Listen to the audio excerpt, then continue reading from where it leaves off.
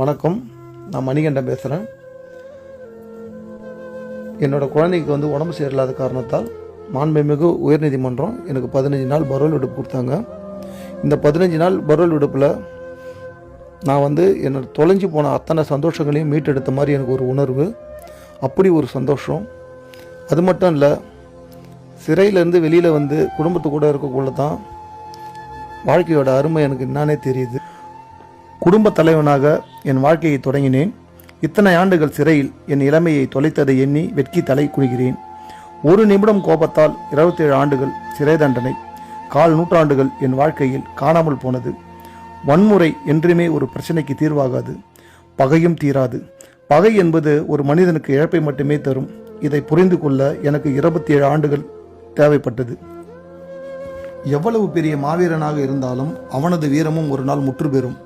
கத்தியும் இரத்தமும் இளைஞர்களை சிறை கொட்டகைக்குள் தள்ளி இளமையை உணவாக எடுத்துக்கொள்ளும். 20 வயதில் சிறைக்கு சென்ற நான் இன்று 48 வயது வரை சிறை கொட்டகைக்குள் எதிர்காலத்தை தேடி அடைபட்டு கிடக்கின்றேன். வாழ்க்கை ஒரு முறைதான், இனி எங்கு தேடினாலும் இழந்த இளமையும் தொலைந்த வாழ்க்கையும் எப்போதும் என்னால் மீட்டெடுக்க முடியாது. இளைய தலைமுறை இளைஞர்களே, நீங்கள் வீட்டிற்கு மட்டுமல்ல, இந்த சமூகத்திற்கும் நம் நாட்டிற்கும் மிகப்பெரிய முதுகெலும்பு நீங்கள். நம் நாட்டில் வாழ எவ்வளவோ நல்ல வழிகள் இருக்கிறது, அதில் ஒன்றை தேர்ந்தெடுங்கள். உலகிலேயே நம்முடைய சிறந்த முதல் ஆசான், நல்ல வழிகாட்டி எல்லாம் நம் தாய் தந்தை தான். என்றுமே தன் பிள்ளைகளுக்கு கெட்டதை சொல்லித்தர மாட்டார்கள். ஒரு தந்தை திருடனாக இருந்தாலும் தன் பிள்ளையை டாக்டராகவோ வக்கீலாகவோ இன்ஜினியராகவோ உருவாக்கவே ஆசைப்படுகிறார். இன்று என்னோட பரோல் விடுப்பை முடித்து கொண்டு என் குடும்பத்தை பிரிந்து கனத்த இதயத்துடன் சிறை கொட்டகைக்குள் அடைபட கிளம்பிவிட்டேன்.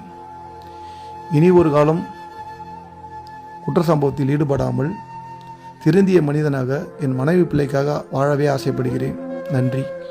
பரோலில் வந்த இந்த 15 நாளில் என் பிள்ளைங்க கூட விளையாட இருந்து, அன்பை பரிமாறிருந்து, என் மனைவிக்கு நல்ல ஒரு கணவனாக இருந்தது எனக்கு மிகப்பெரிய மகிழ்ச்சியை கொடுத்தது.